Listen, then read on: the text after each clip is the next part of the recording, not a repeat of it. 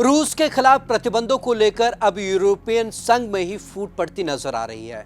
America लगातार भारत को धमका रहा था, लेकिन अब उसकी दादागिरी की टाई टाई फिस हो गई है। क्योंकि हम इसलिए कह रहे हैं क्योंकि ईयू को पूरे तरीके से एक किस्म से कहें तो अमेरिका चलाता है, लेकिन अब अमेरिका के साथ ही दगाबाजी कर रहे हैं कुछ देश। जी हां, हंगरी ने कुछ ऐसा किया है कि अब अमेरिका को ही उल्टा जवाब मिल गया है। तो चलिए आज आपको खास रिपोर्ट में दिखाते हैं कि आखिरकार धमकाने वाला अमेरिका अब क्या करेगा। धमकाने वाला अमेरिका अब क्या करेगा? हंगरी ने दे दिया जोर का झटका।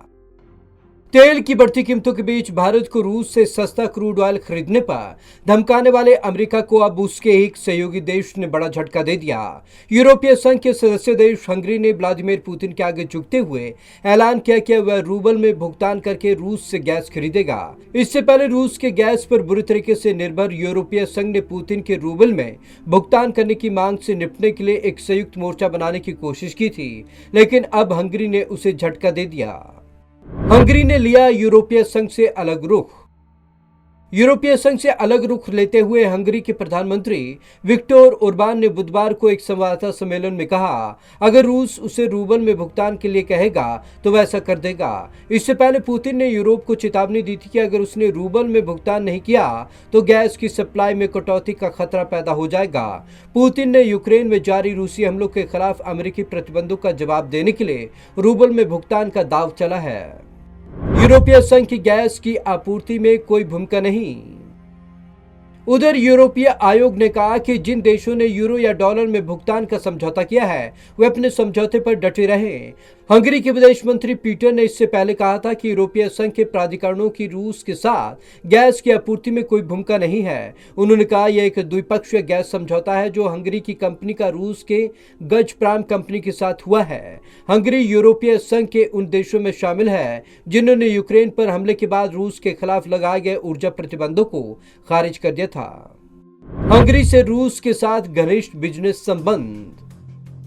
हंगरी के प्रधानमंत्री विक्टर ओरबान की सरकार का पिछले एक दशक से रूस के साथ घनिष्ठ बिजनेस संबंध चल रहा है। रविवार को हुए चुनाव में विक्टर लगातार चौथी बार चुनाव जीत गए। उन्होंने वादा किया था कि हंगरी के लोगों के घरों में गैस की सप्लाई होगी। पुतिन के रूबल में भुगतान करने की मांग का पूरे यूरोप के कई देशों में विरोध हो रहा है और वे अब ऊर्जा कंपनियों से बातचीत कर रहे हैं। ये देश अपनी 1/3 गैस आपूर्ति के लिए रूस पर निर्भर हैं। रूस से तेल खरीदने पर भारत को दी चेतावनी। इस बीच एक तरफ जहां हंगरी यूरोपीय यूनियन और अमेरिका से अलग रुख ले रहा है, वहीं बाइडेन प्रशासन भारत को धमकाने में जुटा हुआ है। अमेरिकी राष्ट्रपति के शीर्ष सलाहकार ने धमकी दी कि अगर भारत ने रूस के साथ रणनीतिक गठजोड़ किया तो उसे लंबे समय तक भारी खामियाजा भुगतना होगा। Bureau report, Punjab Kesari TV. तो देखिए किस तरीके से अमेरिका को मुंह की खानी पड़ी, क्योंकि वो भारत को धमका रहा है कि वो रूस से तेल ना ले। उधर ईयू से जुड़ा हुआ देश हंगरी ये कह रहा है कि उसे तेल की जरूरत है, वो तो रूस से ही लेगा। तो अब अमेरिका क्या करेगा, ये अपने आप में बड़ा सवाल है। तो आज की इस खास रिपोर्ट में बस इतना ही।